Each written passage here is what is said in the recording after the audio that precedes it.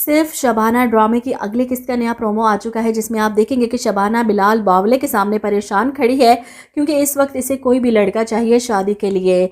इसलिए बावले की बातें सुनने के बाद कि अब्बा तो लड़की ढूंढ रहे हैं, कोई निकम्मी लड़की जिससे मेरी शादी करवा सकें, लेकिन सबकी शादी हो चुकी, कोई लड़की बची ही नहीं मेरे लिए। इसकी बात सुनकर शबाना कहती है मुझसे शादी कर लो।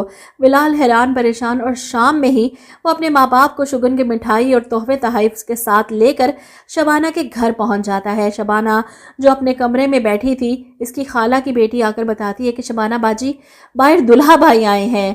ये सुनकर शबाना हैरान, कौन आया है?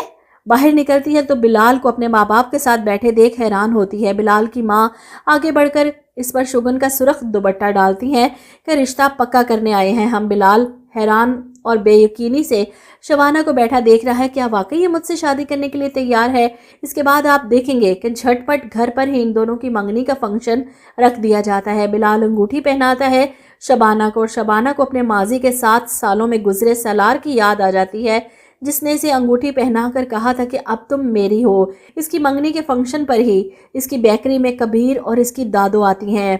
शबाना को आकर बताया जाता है कि आपकी बेकरी में कोई बड़ी सी गाड़ी में मेहमान आए हैं। शबाना फौरन बाहर भागती हुई आती है अपनी छोटी बहन के साथ, इनको चाय बिस्किट वगैरह सर्व करती है। शबाना को देखकर कबीर थोड़ा ठटक जाता है, वो इसे अच्छी लगी। वो बड़े गौर से इसे देखता है और कबीर की दादो अपने पोते की पसंदीदगी देखकर मुस्कुरा देती हैं कि वो शबाना को देखकर कैसे रिएक्ट कर रहा है। लेकिन जब इन्हें पता चलता है कि शबाना की मंगनी है, कुछ दिन बाद शादी, तो वो अपने पोते की उदासी देखकर इसके चेहरे पर हाथ रखकर कहती हैं कि मोहब्बत ये देखकर नहीं होती कि कौन यकीन करता है और कौन नहीं, ये तो बस हो जाती है। कभी कभी एक झलक देखकर वो अपने पोते की परेशानी पर इसे दिलासा देती हैं कि इस लड़की की शादी होने वाली थी। इधर आप देखेंगे कि शबाना की शादी है, बिलाल बावला बारात लेकर आने वाला है, लेकिन इससे पहले ही शबाना को बदनाम करने के लिए वही लड़का घोड़ी पर पहुंच जाता है। शादी करनी है ना तो मुझसे कर लो, लेट्स वेडिंग। वो सीढ़ियां चढ़कर शबाना के कमरे तक पहुंच जाता है। इसे देखकर शबाना परेशान, तुम्हारा दिमाग खराब है, छोड़ो मुझे, हाथ छोड़ो मेरा। और इसी लम्हे इसके कमरे में बिलाल बावले के माँ बाप और उसकी अपनी खाला खालू सब आ जाते हैं।